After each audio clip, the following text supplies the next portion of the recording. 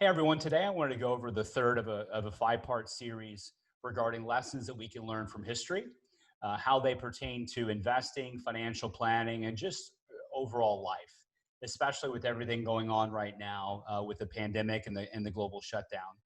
So today's lesson is regarding this. Unsustainable things can last longer than you anticipate. Okay. First, kind of an example of real life, and not really an example because there's millions of them, but there's a long history of military leaders following logic that goes something like, the enemy is outnumbered, they're outgunned, we're gaining ground each day, and they're just going to surrender, right? And then what happens? The outnumbered, outgunned enemy keeps fighting, and sometimes they win, right? Those are the big stories that we love and appreciate, at least whenever we're on the winning side of it. Regarding investing, there's a famous quote by John Maynard Keynes that the market can stay irrational longer than you can stay solvent. So, what does that mean?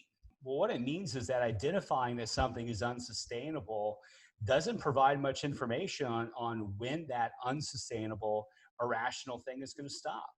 It doesn't really do much for you. And to be honest, this goes with the previous lesson about the reversion to the mean. Knowing that something, an investment, the market, has deviated drastically from the mean and is likely to revert back to it, it doesn't mean that you know when it's going to, right? And again, the market can stay irrational longer than you can stay solvent.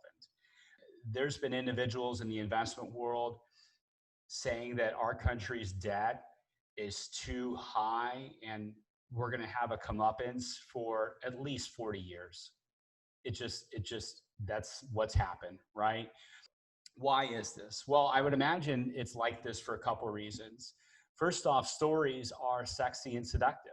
Stories stir emotion like greed and fear, and they tug on our heartstrings. Facts, graphs, charts, Excel spreadsheets, they're dull and boring. Statistics are cold and rational.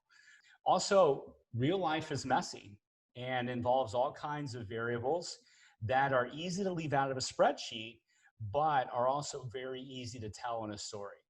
So for many of us, even if we know we should focus on the facts and we have many of the facts in front of us, we still have a hard time making a decision. Many believe stories are the easiest way to answer the burning question of what should I do? To go back to the military situation, do you think the group of outnumbered and outgunned men who won against all odds were focused on the charts or the spreadsheets? No, they were pushing forward with all their might based off of emotion, based off of stories, and that's obviously a positive way of using that. But that's not you, right? You're not in the trenches and outnumbered. So, think about yourself whenever you're on the back deck with friends or family and you're discussing life, whether it be a challenge or an opportunity in front of you, whether it be something that scares you. Are you reviewing charts and discussing statistics? Hell no, right? You're talking about stories. Stories bring us together. Cold, hard facts do not. Making decisions based on stories and not facts is not ideal, but it's realistic and reasonable. And it helps explain why people keep doing things long after the facts state that they should.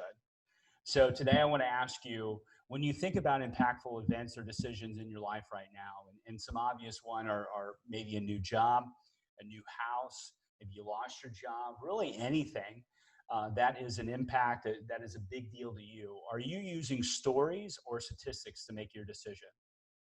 So I certainly hope that you think about trying to use more cold hard facts to make your decision and rely less and less on emotion.